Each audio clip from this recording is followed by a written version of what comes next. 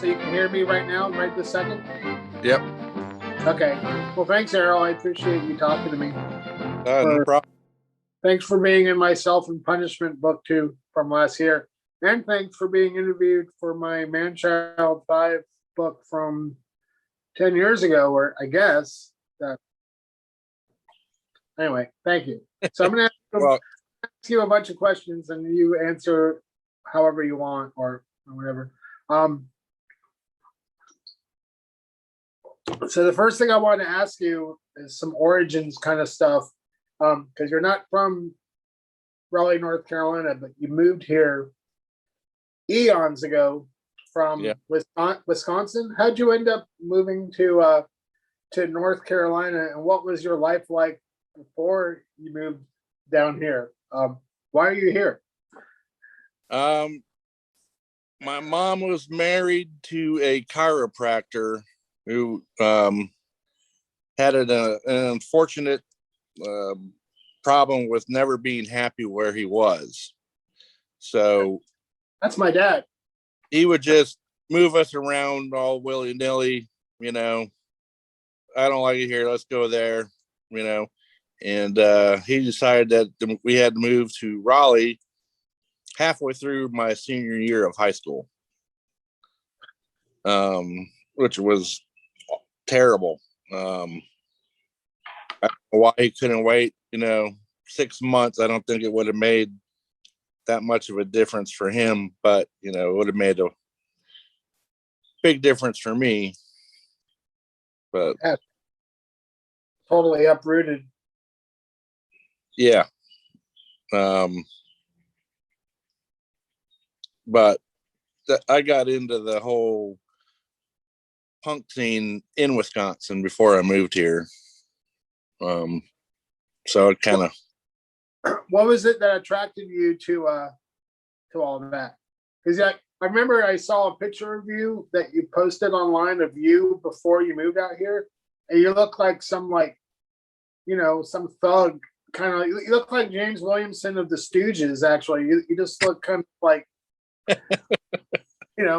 kind of like a tough guy actually. But you're like what, 18 years old, maybe? 17, 18, somewhere around that.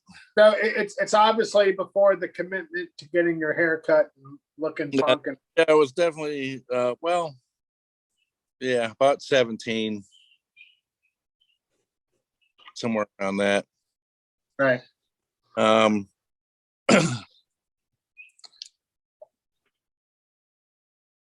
It was an interesting time. I was not into the whole punk scene per se at first, and I was hanging out with these other guys who were kind of more like long hair greasers that were into cars and cruising around and all that, listening to Boston and Led Zeppelin and stoner types, kind of stoner greasers sort of thing. But I was into skateboarding. Yeah. And I've always been, since I was real young, into that. And you kind of get exposed to it through what was happening in the skate magazines. Would have Action Now. Yeah, and just all kinds of stuff like that. And then I met up with a guy in high school. He was the only punk in school. Everyone hated him. He had green hair. No one would talk to him. But I found out he had a half pipe in his backyard. And I was like, oh, I'm going to talk to him. Yeah. So we kind of made a friendship. I'd go over to his house and skate. And then after a while, we'd go back in the house and in his room, and he'd play, the Pistols and stuff like that. And I was just blown away, at first hearing it. I was like, holy crap. What the hell is this? Yeah, at first I was like, but then it struck a chord, It's just, had something about it that just kind of like made me go, wow. The next thing I'm at, getting a mohawk, Next day, really the next day? Not quite the next day, but you didn't waste any time. Shortly thereafter. And of course, I came home and my mom hated it, made me cut it off. Also pierced my ear with a safety pin.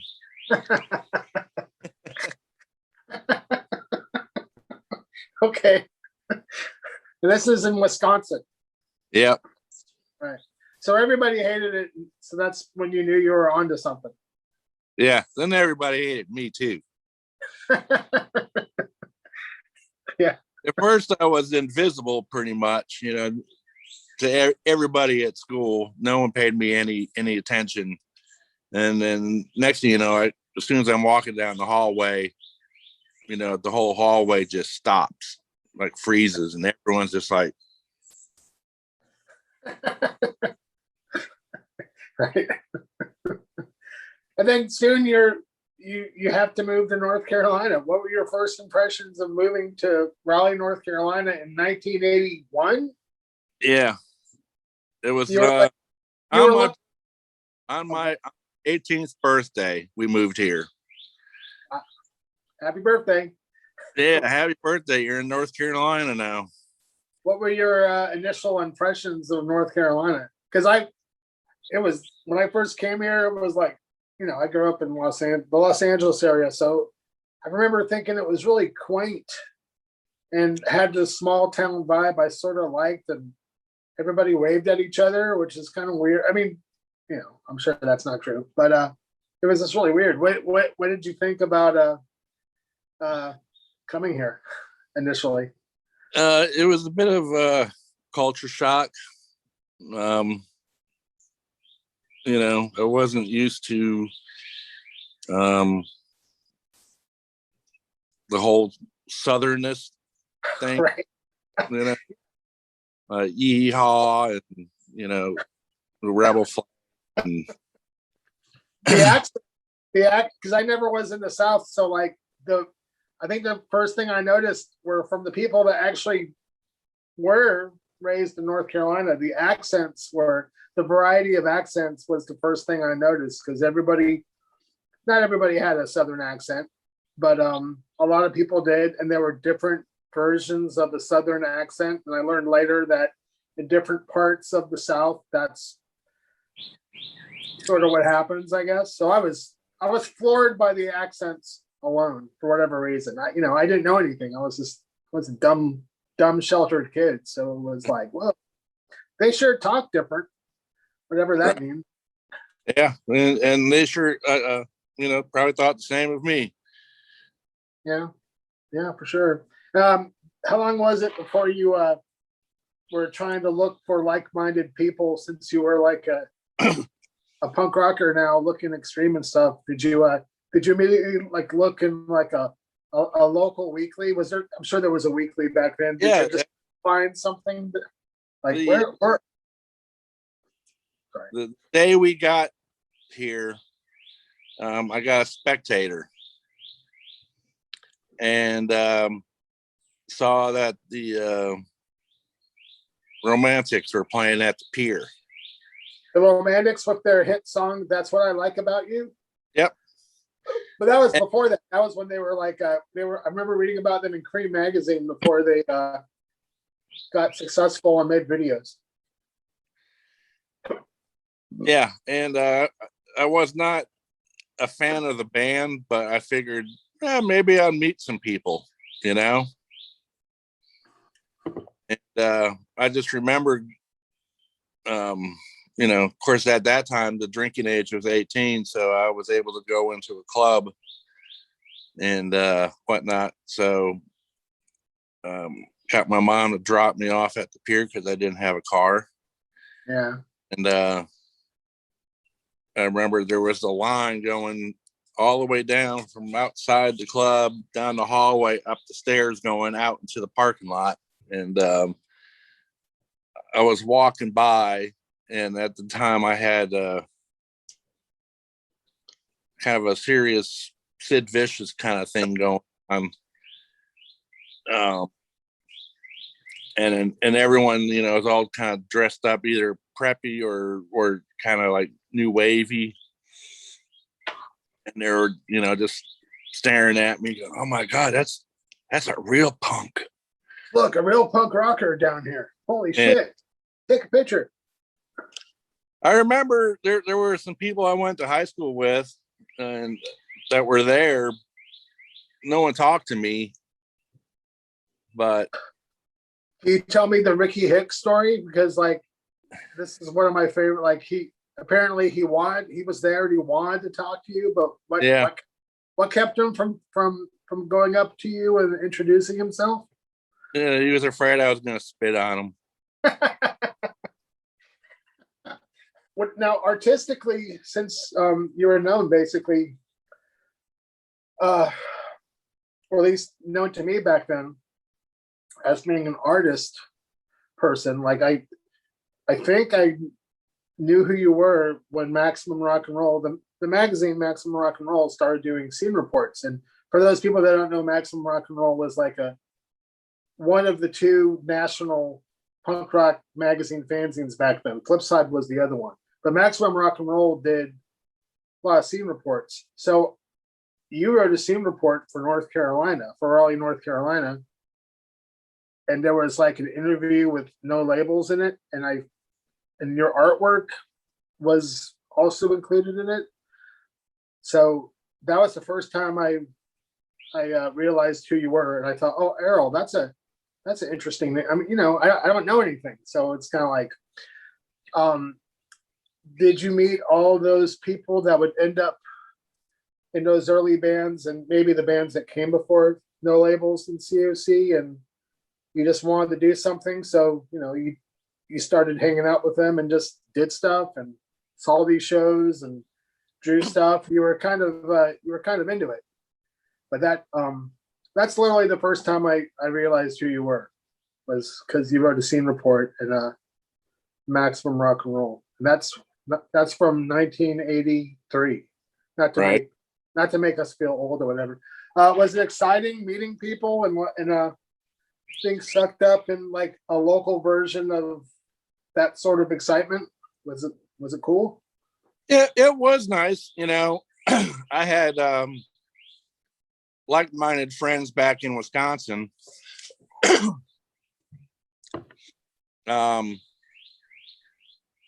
Who I hung out with and went to shows with up there. Yeah. And you know, of course, we were all pretty much underage, so you know, we had to, you know, sneak in. And there was one club in Milwaukee that would let us kind of slide. Some other places that, you know, they wouldn't. I remember trying to see the Plasmatics in Milwaukee, and they wouldn't, you know, let us in because we weren't old enough. But that was the show that she got beaten up at. I was gonna say. Yeah, but there was another club in Milwaukee called Starship, and it was like an old disco or something like that. Then turned into like a punk new wave club, and I saw Black Flag and X and Lydia Lunch and got all kinds of bands. Yeah.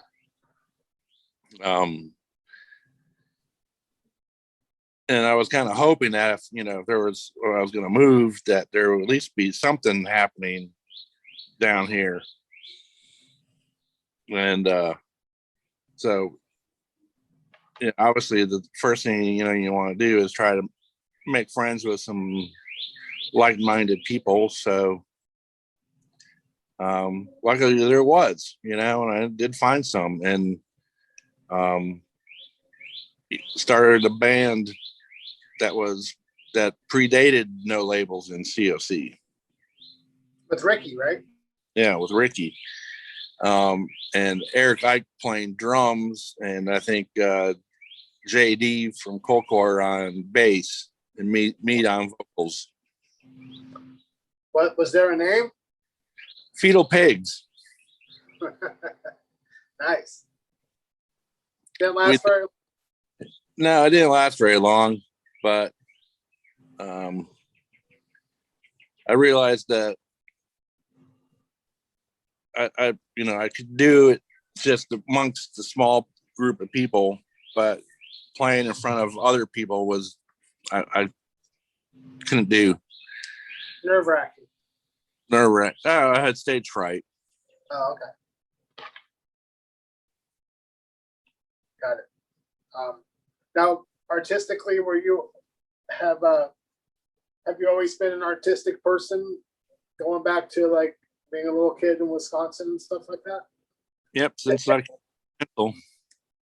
Did getting involved in all this interesting new music and meeting all these new people, did that fuel your artistic side? Because suddenly there was like maybe a little home for some of that, because that's how I felt initially, was like, oh, here's a place I can put whatever artistic desires or whatever, but there's like a home I can maybe draw stuff or contribute or whatever.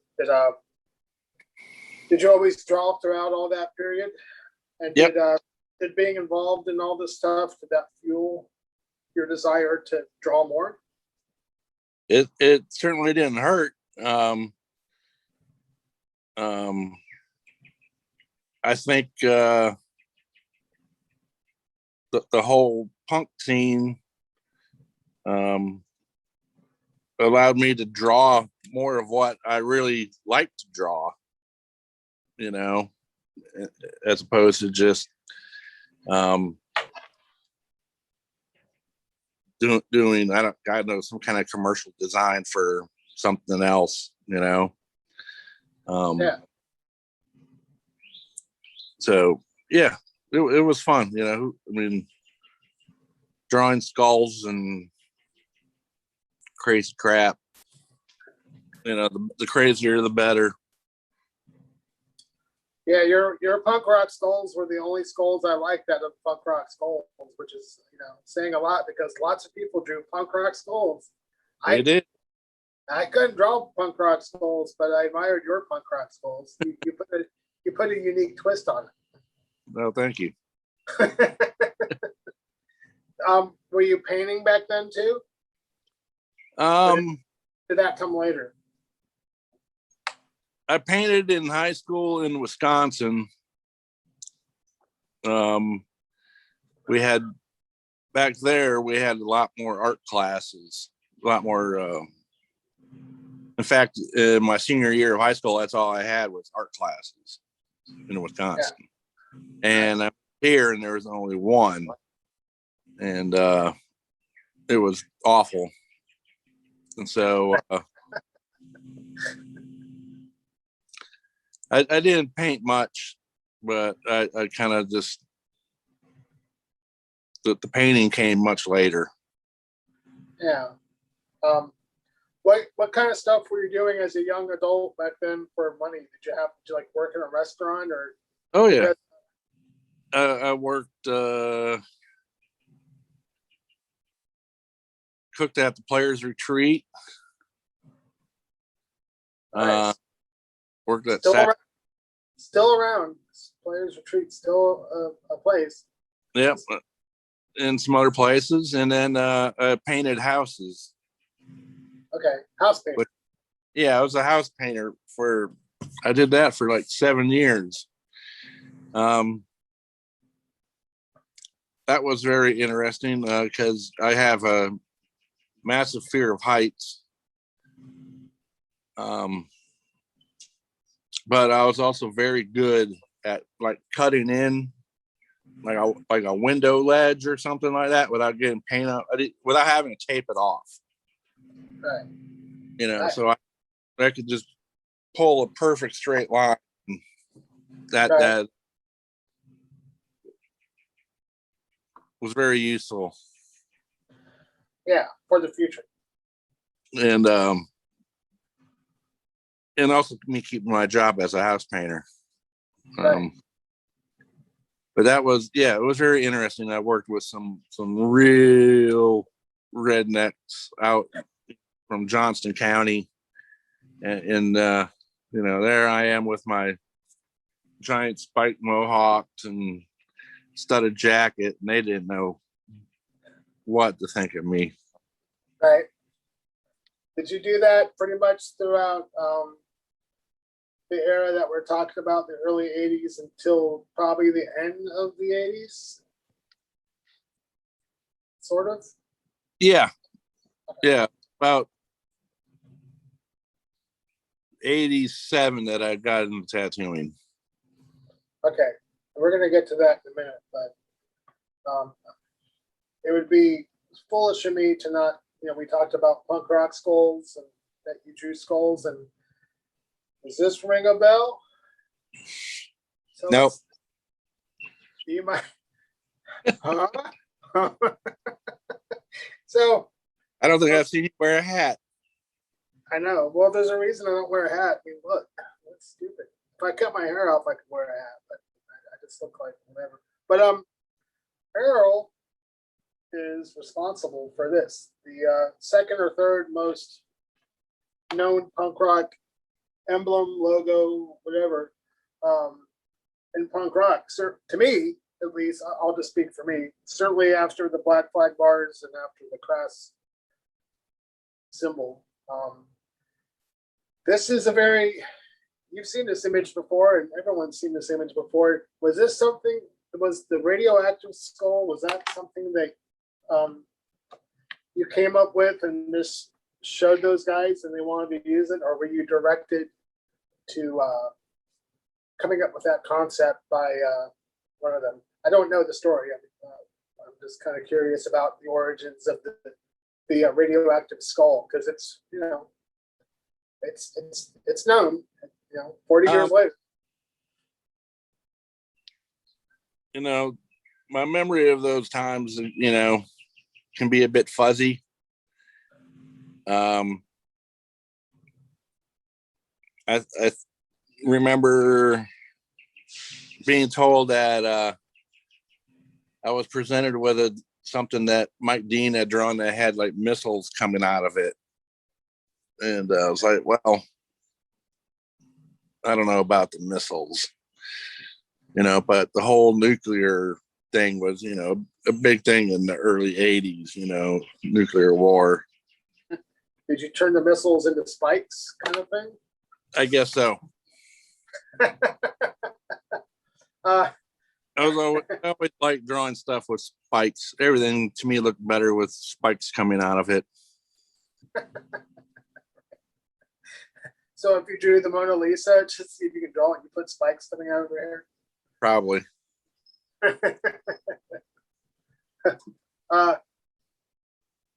I know that not a whole lot of attention, you know, in terms of what happened to you as far as getting into tattooing and successfully running your own business for a long time. I know that you don't really hear a whole lot about the fact that you made this this drawing, but certainly you've gotten a little bit of attention, at least, especially now. From what you told me, you've done a good amount of tattoos recently from people that want you to do the skull on their bodies and stuff like that. Yeah. Are you do you think anything of this? Are you proud of it, or, you know, like, especially since so much time has passed by and everything? I don't know. Is it a feather in your cap, or is it just like an afterthought based on other things that you've obviously gone on to do? Because when I tell people about you designing it, they freak out. Not everybody, but like, oh, holy shit. You know, it's like, I don't know. People are into it. What do you think about it all these years later? Kind of like, well, I'm famous, but nobody knows who I am.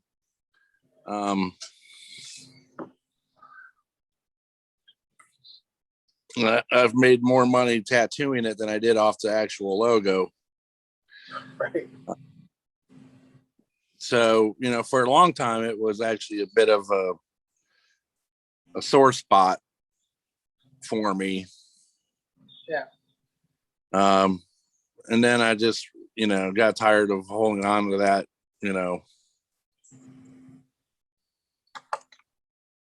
anger about what, just the feelings about what happened and how things went. So it's just like, I'm just going to let it go. What brought you into the world of tattooing? I got a tattoo when I was 20 out in San Francisco out of some guy's kitchen.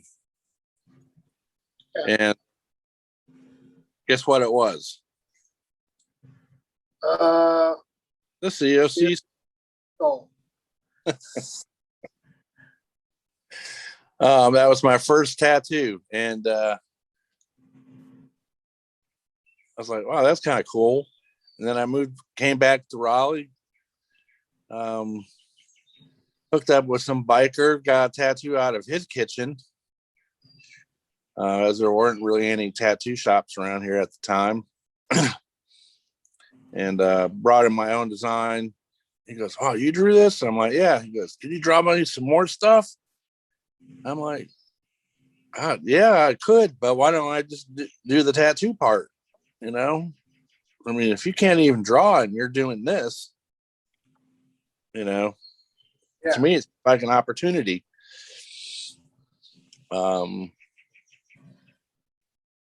Tattooing was still kind of considered kind of outlaw back then, but it's nothing like it is now. Instead of having to go through like design school and get a degree and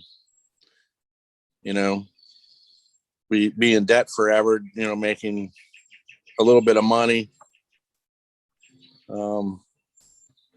and it just kind of fit with, to me, the whole kind of punk rock lifestyle, attitude, yeah. And there was something still back then, it was kind of rebellious about tattooing. Yeah. Not so much nowadays, but it's more speaking of somebody with no tattoos, that's probably never going to get a tattoo. It just seems more normal, like almost obligatory. I know everybody has different reasons for getting tattoos, but yeah, it's the way people look at it now. It's way different than back the time period you're talking about.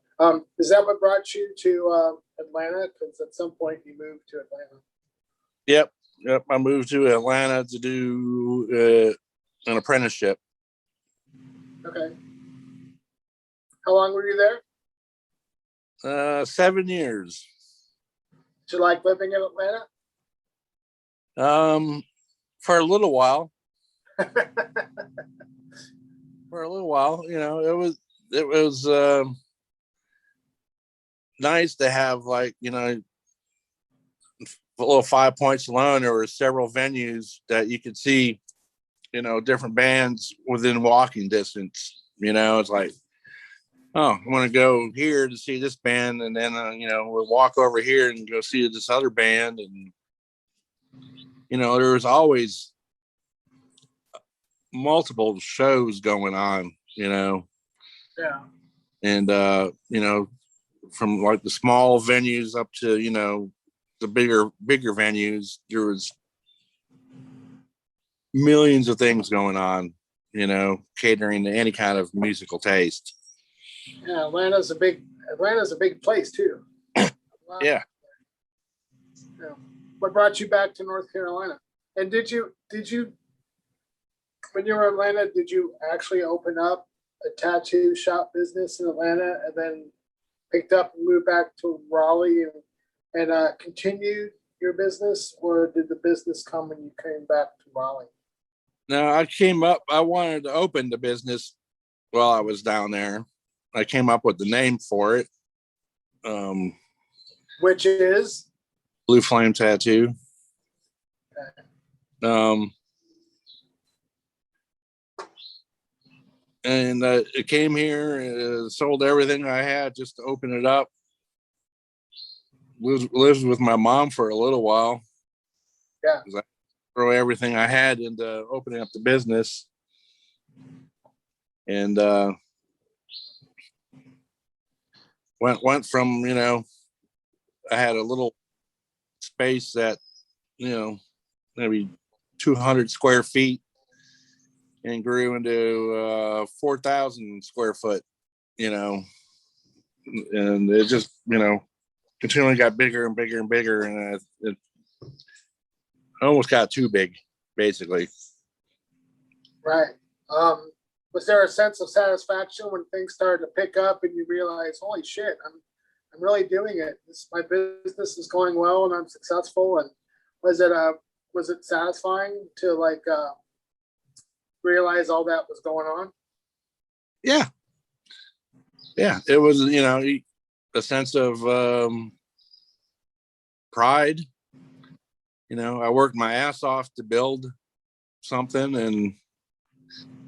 and see it come to fruition, you know, and turn into something big was very satisfying. You know, I you know, the careers of multiple tattoo artists were started at that shop. Right. And so yeah. Cool. Okay. Well, now it's a different time, and you've gotten back into painting for the last, you know, several years. You've done a bunch of art for people and T-shirts and stuff like that.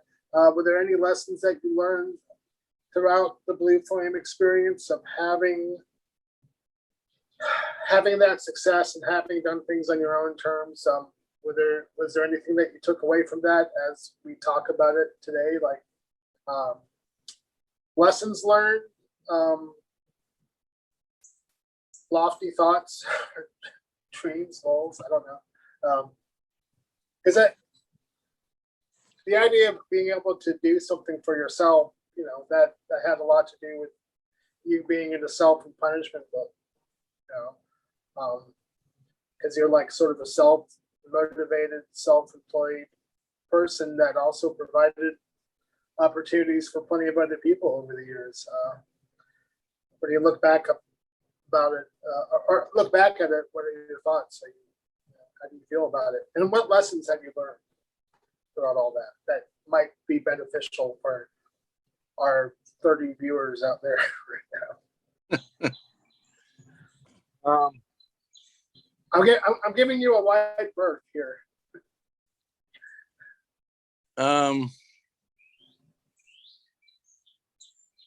Yeah, I'm trying to think about it. There was a lot of lessons learned. I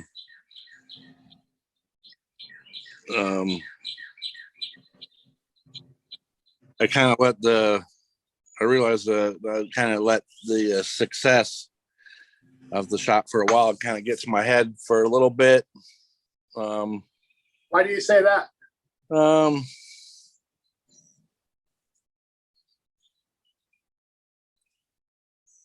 I kind of just I wasn't as smart with my finances as I probably should have been, but you know, Right. I've learned that, you know, you can't always trust people to do what's right. Unfortunately, you know, I put way too much trust in other people. Only to have them, you know, people will screw you over, you know, given any opportunity, and it's kind of sad.